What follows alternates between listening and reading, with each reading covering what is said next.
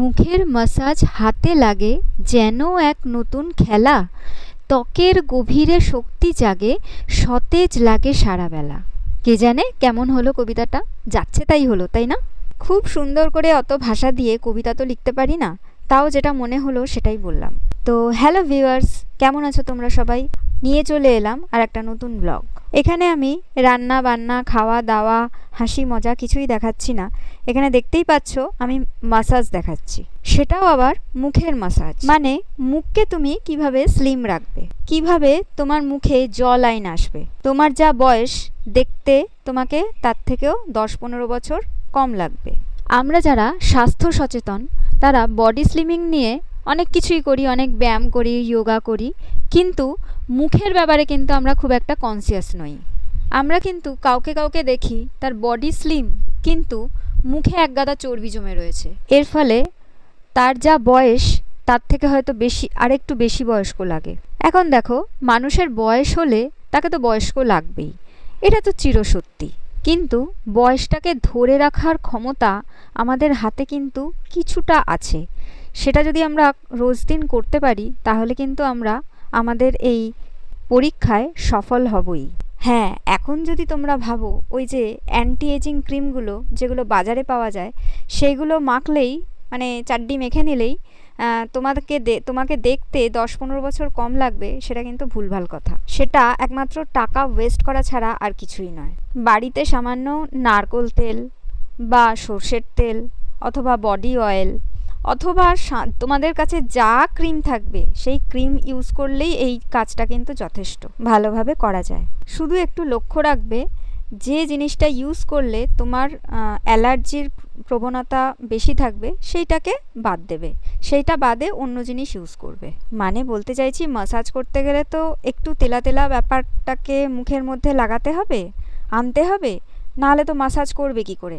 তো সেইটা আনার জন্য ওই অ্যান্টি এজিং ক্রিমের কোনো প্রয়োজন নেই। বাড়িতে সামান্য অয়েলি কিছু থাকলে সেটা দিয়েই করা যেতে পারে। যেমন আমি এখানে যে ম্যাসাজটা করছি দেখছো, এটা কিন্তু একটা বডি অয়েল নিয়েই করছি। আমাদের মুখের মধ্যে কিছু কিছু জায়গা আছে যে জায়গাগুলোতে বয়স বাড়ার সঙ্গে সঙ্গে রিঙ্কলস পড়ে।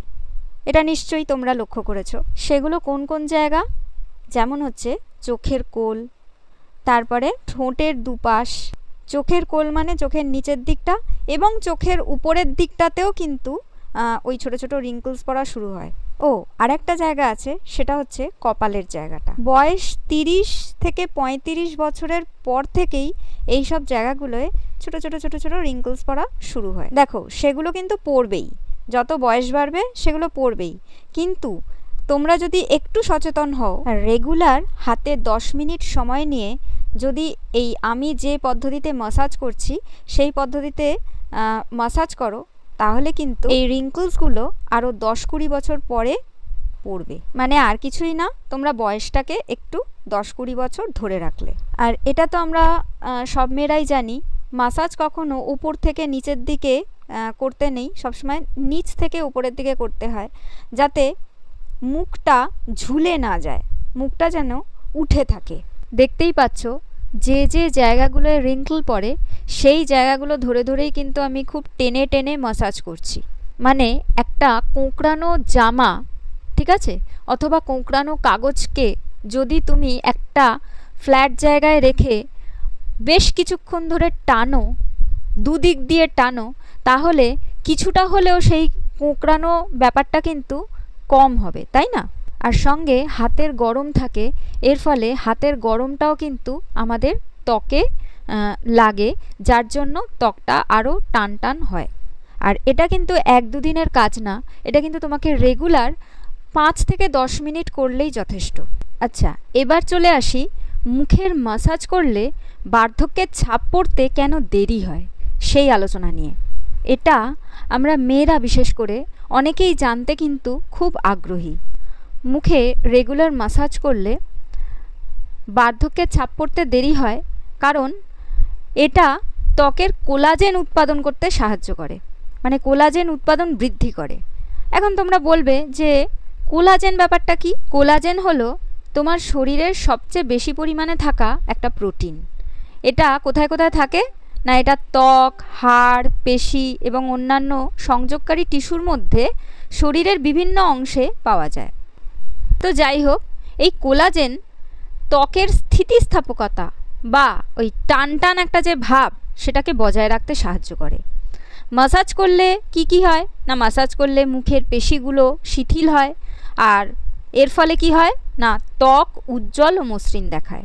কোলাজেন কি করে না, কোলাজেন ত্বকের ওই যে বলিরেখা, সূক্ষ্মরেখা, মানে আমরা যেগুলোকে রিঙ্কলস বলি, ঠিক আছে, সেইগুলো কমাতে সাহায্য করে, বুঝেছো? আর এর ফলেই আমাদের ত্বক অর্থাৎ স্কিনটা মসৃণ লাগে আর তরুণ লাগে। আচ্ছা, তোমরা তো ফেসিয়াল করো নিশ্চয়ই। তো ফেসিয়ালটা কেন করা হয় বলো তো? ফেসিয়াল করা হয় মুখের পেশিগুলোকে শিথিল করার জন্য। এখন এই ফেসিয়ালগুলো তো তোমরা সবাই পার্লারে গিয়ে করবে অনেক অনেক টাকা দিয়ে, সে করো। কেউ যদি একটু মাসাজ করে দেয় সেটা কিন্তু আরও বেশি ভালো লাগে, বেশি কাজে দেয়। কিন্তু আমাদের মেয়েদের এই সৌভাগ্যটা কোথায় বলো, যে কেউ রোজ রোজ আমাদের মাসাজ করে দেবে? তা তো সম্ভব না। সেই জন্য সেটা আমাদের নিজেদেরই করতে হয়। প্রত্যেক দিন 10 মিনিট হাতে সময় নিয়ে নিজেরাই আমি যেভাবে মাসাজ করছি মুখের, সেইভাবে মাসাজটা করে ফেলতে হবে। এর কার্যকারিতাটা কি? এসব করলে ত্বকের রক্ত সঞ্চালন বৃদ্ধি হয়, ত্বক পরিপুষ্ট হয়, আর আমাদের যে কোষগুলো রয়েছে মুখে, ছোট ছোট কোষগুলো রয়েছে, সেগুলো সক্রিয় থাকে। এই মুখের মাসাজ করার ক্ষেত্রে ভুল পদ্ধতি কিন্তু কেউ অবলম্বন করবে না, তাহলে কিন্তু হিতে বিপরীত হবে। যাই হোক, এই মাসাজ নিয়ে বিশাল বড় জ্ঞান দিয়ে ফেললাম তোমাদের। অনেকের হয়তো ভালো নাও লাগতে পারে, তবে আমার মনে হয় আমি যতটুকু এখানে বললাম সেগুলো আমি সায়েন্টিফিক্যালি বলেছি। আর শুধু মাসাজ করলেই হবে না, মুখের কিছু ব্যায়ামও আছে, সেইগুলোও করতে হবে। তো তার ভিডিও আমি পরে আরেকদিন দেব। তো আজ বিদায় দাও বন্ধু, ভালো থেকো, সুস্থ থেকো, দেখতে আরও সুন্দর হও, এই কামনা করে আজকের এই ভিডিও শেষ করলাম। টাটা।